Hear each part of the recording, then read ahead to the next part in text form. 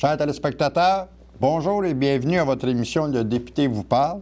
Alors aujourd'hui, il me fait plaisir d'accueillir dans nos studios à CTRB notre député, M. André Villeneuve. M. Villeneuve, je vous salue.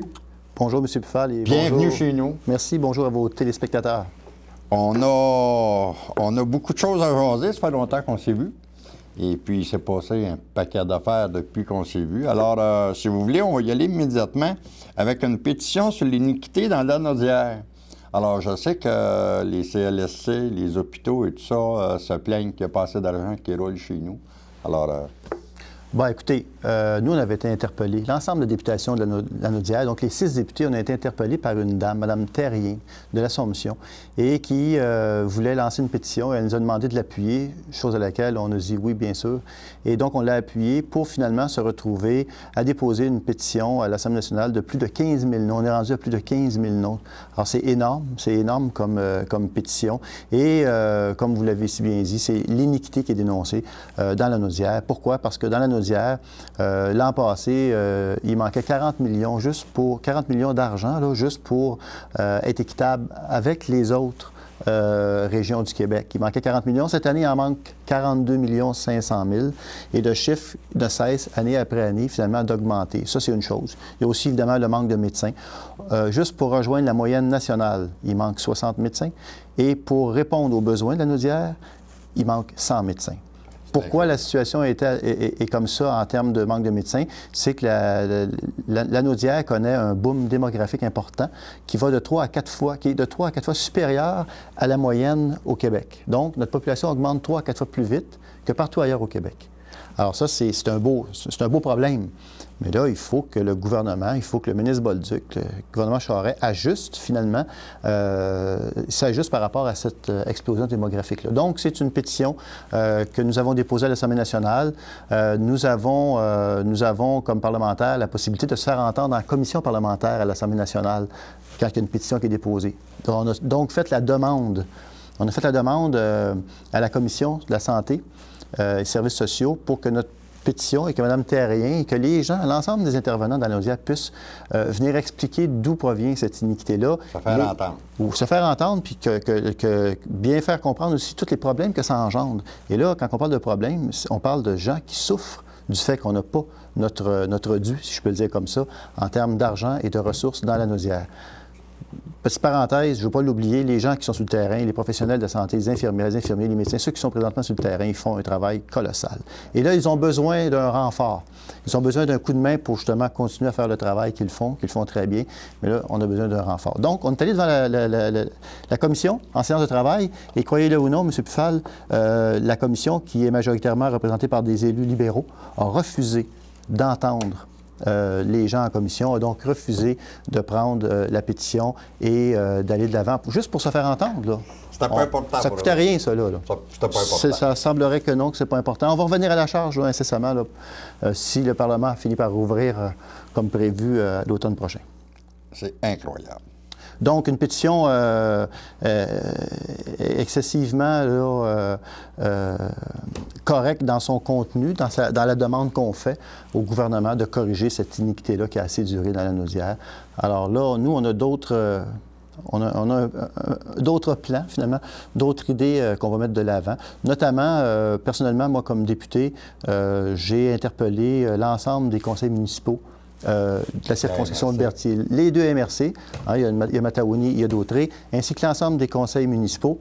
Je les interpelle, je les ai envoyé une lettre leur demandant de voter une résolution pour justement que cette iniquité-là soit corrigée par le gouvernement.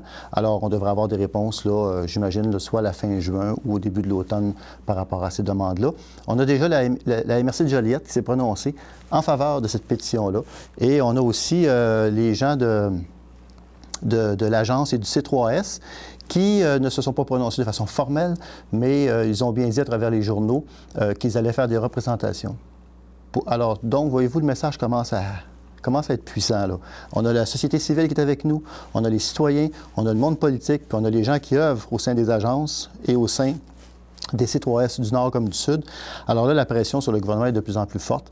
Et je peux vous dire une chose, on ne lâchera pas le morceau et on va continuer à s'assurer que la pression soit maintenue et à l'augmenter même. Tu sais, à un moment donné, on parle là, pour parler peut-être. Puis, moi, en tout cas, j'ai vécu quelque chose la semaine dernière. Je me suis fait mal à un moment donné. Puis, il n'y a pas de médecin averti les fins de semaine. C'est ça. Il n'y en a pas. Il n'y en a pas. Cherchez-en pas, il n'y en a pas. Et vous savez que il y a beaucoup de gens qui sont captifs de leur milieu, d'une certaine façon. Captifs dans le sens que c'est pas tout le monde qui a une voiture. C'est pas tout le monde qui peut se déplacer facilement. Alors, quand vient le temps, justement, d'une urgence, ça pose problème, là. On ne peut pas non plus appeler l'ambulance parce que c'est pas une urgence suffisamment grave. Mais là, les gens sont pris. Ils sont pris et finalement, qu'est-ce qui arrive? C'est fort simple, hein? Les gens se rabattent quand ils peuvent. Ils appellent un ami ou ils appellent quelqu'un, puis ils se rabattent sur l'urgence de Joliette. Et là, l'urgence, ce faisant, se trouve à déborder. C'est ça. Alors, tant et aussi longtemps qu'on ne viendra pas corriger le problème à la base, donc s'assurer que les gens ont accès à un médecin, tant qu'on ne fera pas ça, et bien d'autres choses, parce que vous savez qu'il y a des solutions, il y en a des solutions qui existent, hein? Et des solutions fort simples.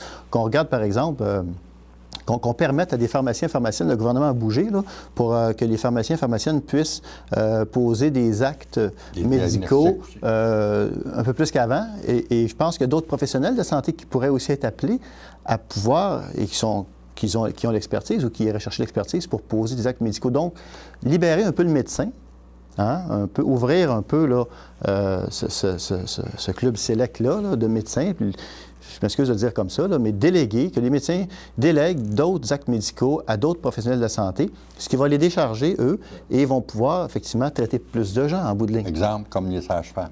Les sages-femmes, les praticiens, praticiennes. Alors, on a ouvert la porte à ça, des super infirmières, super infirmiers. Alors, depuis qu'on a ouvert la porte, il s'en est formé 40 au Québec, puis il y en a 1000 en Ontario. Alors là, il va falloir que... On connaît les solutions. Il y en a des solutions. Alors maintenant, il y en a sûrement d'autres, mais il y en a plusieurs qu'on connaît. Il faut une volonté politique maintenant de les mettre en application. Exact. On va y aller avec notre deuxième point, mais on va rejoindre un petit peu ce qu'on jase actuellement. C'est la situation causée par l'absence temporaire d'un seul médecin pratiquant à Saint-Jean-de-Mata et des mesures toujours transitoires de l'Agence pour pallier à la situation. Bon, écoutez, Saint-Jean-de-Mata est pris avec une situation compliquée parce que le seul médecin qui était là est présentement en arrêt de travail pour cause de maladie, là. Et nous, on a rencontré, j'ai rencontré avec des gens de Saint-Jean-de-Mata, notamment des gens du monde municipal, des gens aussi du monde des professionnels de Saint-Jean-de-Mata en santé. On a rencontré l'agence. Et puis, bon, l'agence, évidemment, était déjà au fait de la situation. Mais bon, ils nous ont dit qu'écoutez, il y a un numéro de téléphone où les gens peuvent appeler, sauf que, écoutez, ça ne marche pas. Ça ne fonctionne pas. Alors, c'est pas en appelant un numéro de téléphone qu'on va régler le problème.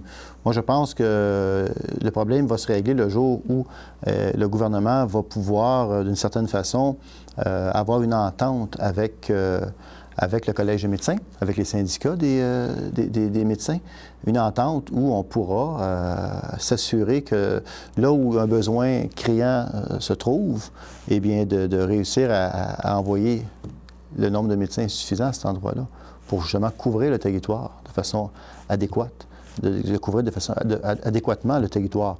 On sait qu'il y a beaucoup de médecins concentrés à Montréal, Québec, dans les grandes villes, mais les régions du Québec doivent être couvertes. On parle d'occupation du territoire. Vous savez que l'Assemblée nationale, j'ai la responsabilité de l'occupation du territoire, développement régional. Eh bien, tant qu'on n'aura pas une couverture adéquate sur l'ensemble du territoire du Québec, eh bien, le développement régional et l'occupation du territoire vont en souffrir. Alors, il faut vraiment, là, revoir cette façon de faire-là, de la distribution, géographiquement parlant, des médecins sur le territoire. Alors, il faut que le gouvernement se donne les moyens, justement, de pouvoir avoir des ententes avec les différentes fédérations de médecins pour que le territoire soit mieux couvert. Pensez-vous qu'à un moment donné, ça peut venir presque obligatoire pour les jeunes qui étudient en médecine, qui en sont peut-être à leur dernière année, de s'imposer au moins que ces gens-là restent avec nous durant quelques années avant de quitter pour l'extérieur bien souvent parce que c'est plus payant ou... Bien là, en fait, ça me fait penser à un contrat social avec l'étudiant. Un contrat de société, où on dirait aux étudiants, l'instruction au Québec, c'est gratuit, mais Et voici, donc, on verra quelles conditions on peut mettre pour la suite des choses. Moi, ce que je peux vous dire, c'est que je ne sais pas comment ça va se faire. Je ne sais pas puis je pense que votre idée est drôlement intéressante, qu'elle mériterait d'être creusée davantage. Mais il y a une chose qui m'apparaît claire, c'est que le système actuel a des avantages, mais a beaucoup de désavantages. C'est que le système actuel, c'est qu'on laisse au médecin le soin de choisir où il va aller.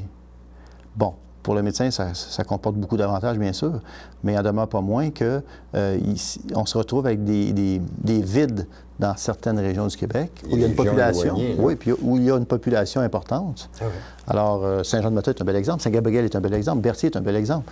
Alors, il va falloir assurément trouver des solutions pour corriger ça. Il faut absolument corriger cette situation-là. Moi, je dis souvent, le médecin, là où le besoin se trouve. Alors, il faut que les médecins soient où le besoin se trouve. Ouais. Et là, vous avez vu, hein, avec le système actuel, ça fait beaucoup de surenchères. Hein? On fait des campagnes de séduction. Hein? La grande séduction, le film, c'est ça qui se produit. Là. Alors là, on déroule le tapis rouge, on investit des sommes importantes, on vient d'une certaine façon se substituer au gouvernement. Certaines municipalités le font. On a des coopératives de services qui se mettent en place. Bon, on a vu qu'il y avait des anomalies, maintenant ils commencent à les corriger. On a vu que des gens qui, vu qu'ils n'étaient pas membres, n'avaient pas accès à la coopérative. Là, on est en train de corriger ça. Alors, puis il y a une surenchère qui fait en sorte qu'en bout de ligne, les gens paient indirectement, ils paient par leurs taxes municipales ou autres. Alors, ça pose il faut vraiment repenser tout ça. Mais il faut s'assurer que le médecin soit là où le besoin se trouve. C'est ça. Puis la démographie, puis un paquet de choses qui arrivent aussi. Comme on sait pertinemment que, en tout cas, Berthier, moi, je peux vous dire qu'à Berthier, il rentre à peu près, aujourd'hui, 3000 personnes par jour qui s'en viennent travailler ici. Oui. Bon, bien, ces gens-là, ça prend quelqu'un pour les recevoir ou pour les soigner si jamais il arrive quelque chose. Mm-hmm. Tout à fait. Ça doit être comme ça ailleurs aussi. Bien, en tout cas, dans le comté de Berthier, oui, puis ailleurs, oui, il y a beaucoup de problèmes comme ça, ailleurs. Tout à fait, vous avez raison. Alors, il faut vraiment, comme je vous dis, on ne peut pas continuer avec une situation comme ça. Il faut rapidement faire des corrections. Si vous me permettez, M. Villeneuve, on va aller faire une petite pause. Mon ami Guy, il va me faire signe bientôt. Là. Alors, on va aller faire une petite pause et puis on va vous revenir avec la suite de nos questions et des réponses, bien sûr, données par notre député, M. André Villeneuve. À tantôt. Samedi matin à 9h30, nos téléspectateurs sont invités au Super Bingo télévisé diffusé depuis nos studios de Berthierville. Depuis maintenant plus de 15 ans, plusieurs adeptes de la télévision régionale se sont partagés un montant de 500 $ disponibles chaque semaine lors de cette joute de bingo télévisé. 2 animateurs bénévoles et 4 vérificateurs se succèdent à la caméra de CTRB dans le but de vous faire passer une petite heure agréable et payante le samedi matin. On peut se procurer des cartes de jeu chez les dépositaires autorisés participants à Berthierville, le marché Maneille, rue Sainte-Geneviève, face à l'église, le dépanneur Formule 1, rue Notre-Dame, le marché IGA Extra sur l'avenue Gilles Villeneuve, l'Auto-Québec au coin sur la place du marché, le pavillon Berthier, rue Sainte-Foy, le marché Métro, rue Notre-Dame, la pharmacie Brunet, rue Frontenac et à Saint-Ignace de Loyola, le marché Aldo, rang Saint-Michel et le dépanneur La Traverse sur le chemin de la Traverse. C'est un rendez-vous tous les samedis matins à 9h30 sur les ondes de CTRB, votre télévision régionale et communautaire. Alors, chers téléspectateurs, rebonjour, nous revoici. Alors, un gouvernement qui réagit toujours lorsque se retrouve dans ces derniers retranchements et qui laisse les situations pourrir, confiées avec les étudiants au sujet des droits de scolarité. Alors, j'aimerais ça qu'on en parle. Ben oui, il faut en parler aussi, justement. Il ne faut pas arrêter d'en parler, je vous dirais. Écoutez, je pense qu'il faut, si on en parle, il faut aller à la genèse, comme on dit. Il faut commencer au début. Au début, rappelez-vous, hein, le fameux carré rouge. Hein? Le fameux carré rouge, nous, on a porté, les députés à l'Assemblée nationale, on a décidé qu'on portait le carré rouge dès le début. Dès le début, pourquoi? Parce que pour nous, le carré rouge, ça représente l'accessibilité aux études. Et là, je ne veux pas prendre tout le 15 minutes parce que c'est un dossier qui est très long, là, mais tout ça pour vous dire que ça représente d'abord et avant tout l'accessibilité à l'éducation. Je sais que je remonte loin dans le temps, là, mais fin années 60, le rapport parent était très clair là-dessus. Il faut qu'au Québec, on puisse s'assurer de l'accessibilité à l'éducation. Et le rapport parent, bien, moi, je dis souvent que si vous n'avez pas refait le débat sur quelque chose, eh bien, vous devez assurément suivre l'orientation que vous avez prise. Et le rapport parent, c'est l'orientation qu'on a prise à l'époque. Si M. Charest veut changer quoi que ce soit à ce niveau-là, qu'il fasse un débat très large sur l'éducation au Québec. Et à ce moment-là, comme société, on fera les choix qui seront les nôtres. Donc, ça pour vous dire que là, on a porté le carré rouge, on le porte encore à l'Assemblée nationale, dans le comté, d'ailleurs, dans Argenteuil, qu'on a gagné récemment, le comté d'Argenteuil. Oui. Notre candidat Roland, a porté le carré rouge tous les jours de toute sa campagne. Alors, voyez-vous, je sais que M. Charest veut tenter d'associer le carré rouge à la désobéissance civile, à la violence, ce qui n'est pas du tout le cas. C'est ce qu'il reproche à Mme Marois ce matin, d'ailleurs, dans les journaux. Voilà, ce qui n'est pas du tout le cas, parce qu'au départ, on se rappellera que ça représentait pour nous l'accessibilité à l'éducation. Donc, M. Charest a laissé pourrir, c'est le cas de le dire, la situation. Écoutez, ça a pris 3 mois avant qu'il daigne s'asseoir une demi-heure avec les étudiants. Plus de 3 mois, je pense que c'est 100 jours, avant qu'il daigne s'asseoir avec les étudiants. Et écoutez, je sais que je vais couper court, là, mais juste vous dire, puis c'est important que les gens le sachent, nous, on a mis la main sur un document du Parti libéral qu'on a d'ailleurs dévoilé la semaine passée lors de la période de questions. Et c'est une partie du PowerPoint que M. Charest a présenté à l'ensemble de cette députation, donc les élus libéraux et l'ensemble de son personnel politique. Et le PowerPoint en question, le segment qu'on a obtenu, M. Charest base sa stratégie. C'est pas n'importe quoi, là. Quand vous faites une stratégie, vous vous basez sur des éléments. Alors, il base sa stratégie sur 2 éléments. Premier élément, l'économie et l'emploi. Donc, M. Charest veut parler d'économie et d'emploi en disant que lui, il fait mieux, même s'il nous a endetté de 63 milliards qu'on a mis sur la carte de crédit, que les jeunes étudiants, justement, vont payer plus tard. Là. 63 milliards, c'est pas rien. Là. Et l'autre, donc, sa stratégie sur laquelle elle s'appuie, s'appuie sur un autre élément qui est la crise étudiante. Le carré rouge. Le carré rouge, donc la rue. Donc, quand vous faites une stratégie comme ça, M. Pufal, pour que votre stratégie fonctionne, il faut que la crise étudiante perdure, là. C'est assez ignoble. C'est assez ignoble. Parce que là, le gouvernement, ce qu'il vient dire, c'est qu'il ne fera rien pour régler la crise parce qu'il a basé sa stratégie pour la prochaine élection sur le fait que la crise étudiante ne sera pas réglée. C'est quand même assez incroyable. Moi, je n'ai pas de mots pour décrire ça.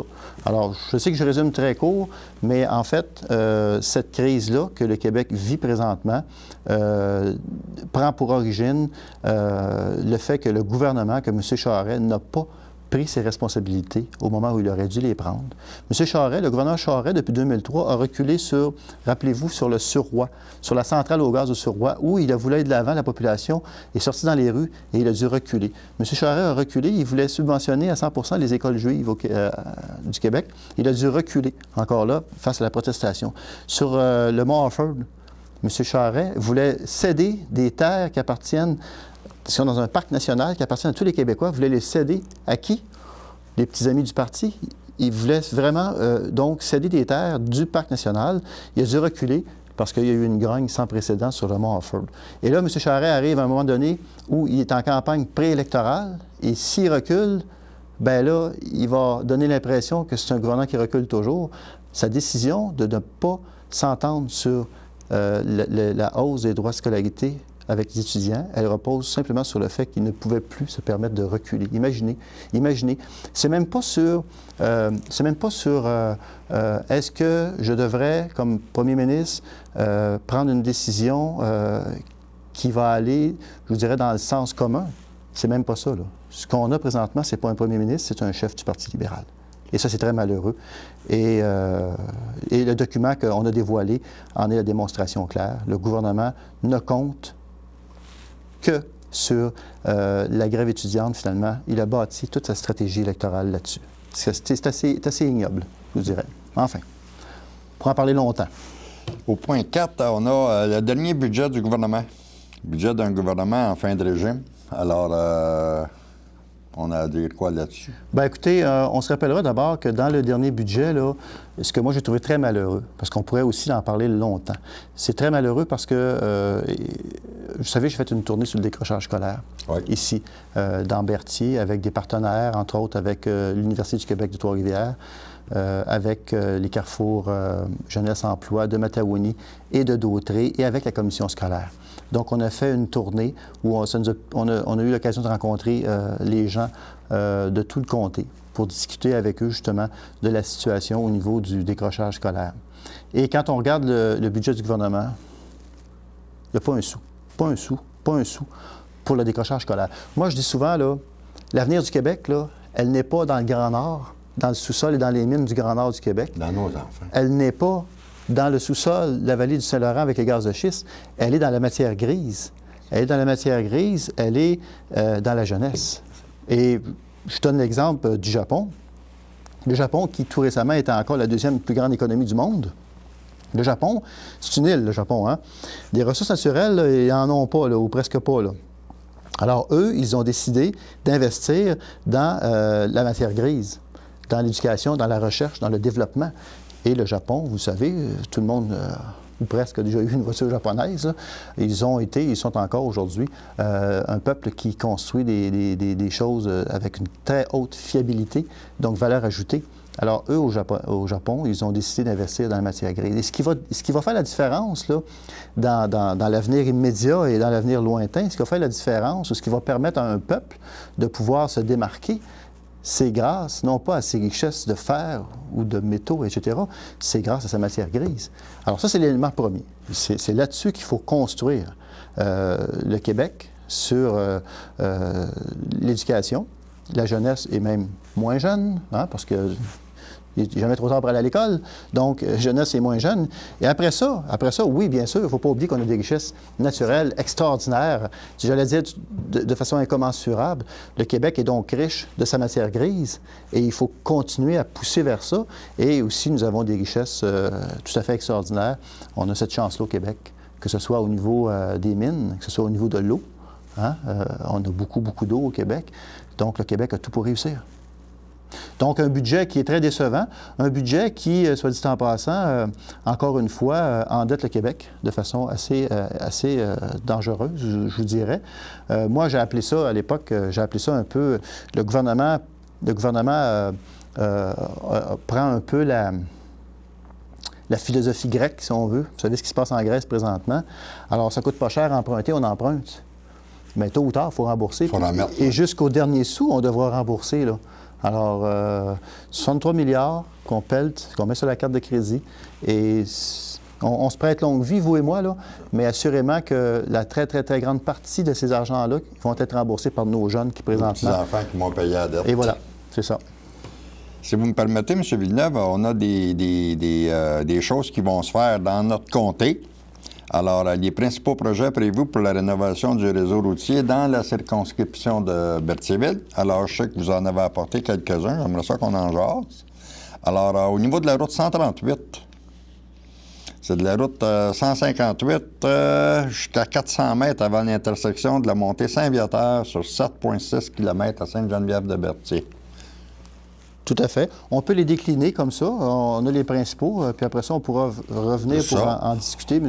Pfal, si vous voulez bien. OK. On a la route 158, pont enjambant les chenaux du fleuve Saint-Laurent, la visitation de l'île du Port, réfection du pont prévue au courant de l'été. La route 158 et 345 à Sainte-Geneviève-de-Berthier et aménagement de l'intersection du carrefour giratoire. Début des travaux en juillet pour 12 à 14 semaines. La route 347 du chemin des Roches jusqu'au chemin Lafrenière sur 5 km à Saint-Damien. Réfection de la chaussée cet été. La route 345, le rang de la rivière Bayonne-Sud, la route 158 jusqu'aux limites municipales de Sainte-Élisabeth sur 3 km. Ça, c'est à Sainte-Geneviève-de-Berthier. Et puis, on a le pont de la rivière Bayonne, rue Montcalm à Berthierville, sera démoli. Reconstruction prévue au cours du prochain plan quinquennal. La date de la réalisation sera établie une fois les relevés nécessaires et la préparation des plans et devis terminés, ainsi qu'en fonction des priorités et des disponibilités budgétaires. Tout à fait. Et donc, c'est quelques segments qui vont être faits. Il y en a d'autres. On a mis ceux-là parce qu'ils nous semblaient, là, peut-être là, attirer l'attention des gens un peu plus. Vous dire, avant d'aller plus loin, que c'est le MTQ et les professionnels qui œuvrent au sein du MTQ qui donnent les priorités à ce qui doit être fait. Et à mon avis, ça doit toujours être comme ça et pas autrement. Ça, c'est important de préciser ça, premier point. Par contre, il n'en demeure pas moins qu'il arrive à certains moments où, comme député, parce que les gens nous interpellent et les gens et aussi il y a des événements qui se produisent, qui fait en sorte que, comme député, j'interviens auprès des professionnels. Le fameux pont ici. Le fameux pont, mais le plus important, c'est aussi le carrefour giratoire, à la route au coin de la route 158 et 345, où moi, j'ai rencontré le ministre à plusieurs reprises pour qu'enfin la décision soit prise de faire un carrefour giratoire à cet endroit-là et rendre l'endroit plus sécuritaire. Et évidemment, le pont de la Rivière-Bayonne, où je suis intervenu, parce que oui, il va être démoli, et ils nous disent qu'il va être reconstruit, mais moi, j'ai demandé à plusieurs reprises au ministre de nous fournir la lettre dans laquelle il nous confirme qu'il va être reconstruit. On n'a pas eu cette lettre. On ne l'a pas encore. Et je trouverais ça malheureux, parce que c'est le chemin du roi, hein, soit dit en passant. On pourrait toujours mettre des câbles puis le faire, comment on dit, là, en barge pour refléter l'époque du chemin du roi à ses débuts. Mais blague à part, ce pont-là, il doit être reconstruit. Et pourquoi pas en profiter, justement, pour le reconstruire, de faire une architecture, une belle architecture, et qui va aussi venir nous chercher là, en termes là, de patrimoine. Parce que c'est un bel héritage. C'est un bel héritage. Et puis je pense aussi aux gens qui habitent de l'autre côté, ou d'un bord ou de l'autre, qui, eux autres, ils se sont établis là. Il y avait un pont. Et voilà. Et là, ils s'établissent à un endroit. Puis il n'y a plus de pont. Là, c'est quelque chose qui ne marche pas. Là. Donc, moi, je vais toujours continuer à faire pression sur le ministre pour qu'il remette un pont à cet endroit-là lorsqu'il l'aura démoli. Peut-être rapidement vous dire que, comme député, moi, je peux faire des recommandations au ministère pour une somme maximale de 400 000 400 000 et j'ai fait mes recommandations la semaine passée. Et ces recommandations-là, je vous dirais par coutume politique, sont toujours acceptées. Alors moi, j'ai fait mes recommandations et le 400 000 en question va être distribué à l'ensemble des municipalités, donc il y a 25 municipalités, à l'ensemble des municipalités du comté. Et on se rappellera que ce montant dit discrétionnaire de 400 000 vient de la réforme Ryan de 1993, où la réforme Ryan avait remis aux municipalités un beau cadeau empoisonné. Ils avaient remis les routes, certaines routes aux municipalités qui, on le sait, viennent gruger leur budget parce que ça coûte très cher à entretenir, à réparer, etc. À déneiger aussi, bien sûr. Alors, ce 400 000 $-là, donc, qui est un montant discrétionnaire, ce que je fais, moi, c'est que je le redistribue de façon équitable.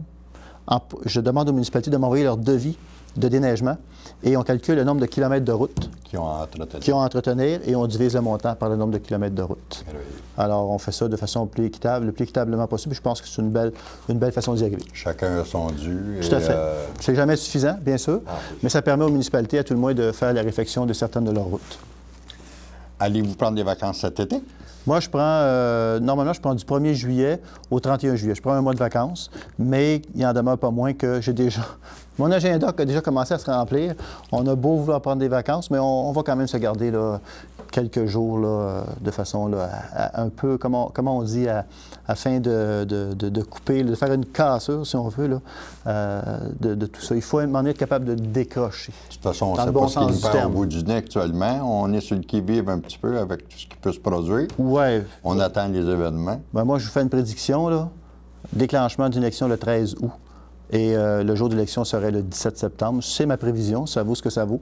Tout le monde peut faire sa prédiction. Moi, je gage un café à vos auditeurs, là, que ça va être ça. Et je vous dirais, le plus sérieusement du monde, le plus vite sera le mieux.